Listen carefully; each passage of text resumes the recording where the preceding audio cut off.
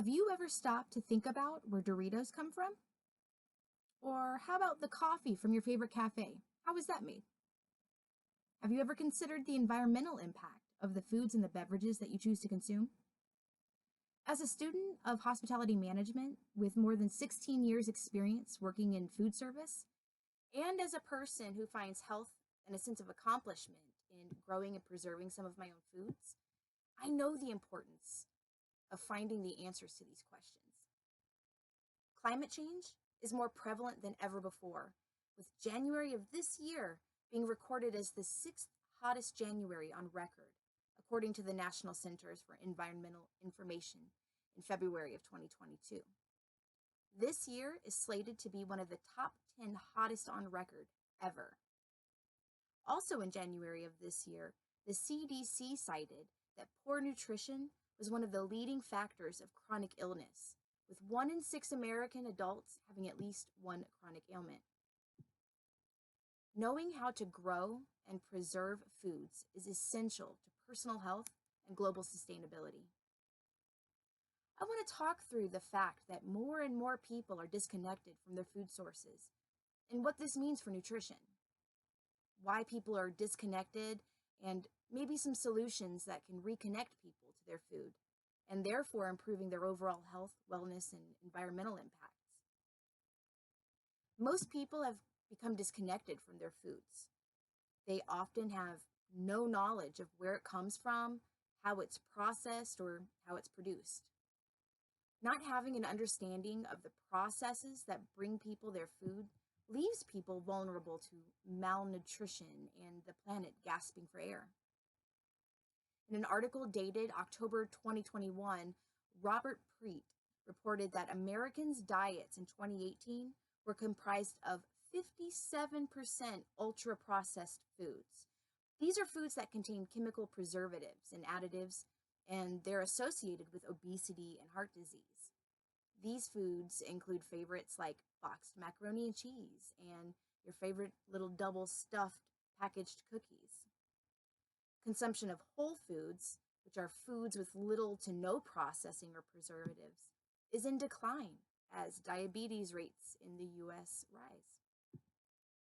The USDA published an article by Gene Busby that described the connection between greenhouse gas emissions and food waste. When food is sent to dumps, food is not only wasted, but the resources used in the production of that food are also wasted. It has been estimated by Marina Kutab in 2021 that most foods travel an average of 1,500 miles before they are consumed. And most foods are transported using fossil fuels. Not only do the companies that process, manufacture, package, and transport foods use fossil fuels in each of those processes, foods that end up decomposing at landfills emit their own noxious gases, and that deteriorate the atmosphere further.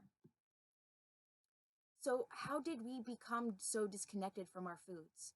What is the push toward ultra processed when we know these foods aren't good for our health or the environment? Eating at home is healthier, it's easier on the wallet, and it also helps combat climate change. Unfortunately, the demand for convenience and quick service seem to trump the need for health and sustainability. In 2021, the USDA pointed to time constraints from work, childcare, and commuting as the biggest reason why people turn to convenience foods. Lack of time and or money are keeping people from being able to make healthful decisions. Harrison Dunn 2014 reports that negative environmental impacts of food production are 3 times lower when meals are cooked at home. When the average worker is spending over half of their waking hours and a third of all hours in a day working, it can seem difficult to near impossible to afford time to put towards planning, preparing, cooking, and preserving foods at home. So, how do we make health and sustainability convenient when it comes to our food? By making healthful and sustainable options more conveniently accessible, people will naturally become more connected to their food. Reconnection will come from education in nutrition and knowing what benefits come from which foods, knowing what combinations to make for peak health.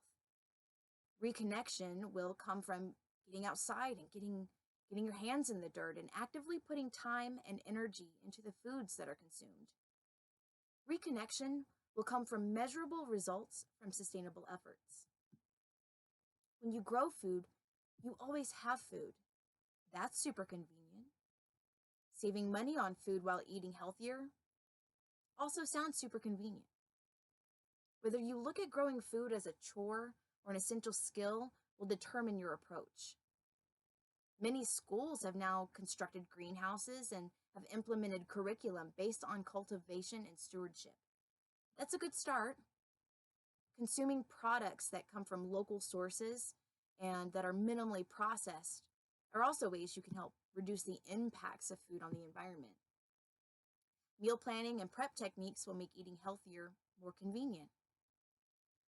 Because people have become so disconnected from their food, they've opted for convenient, less time-consuming, and less healthful food options.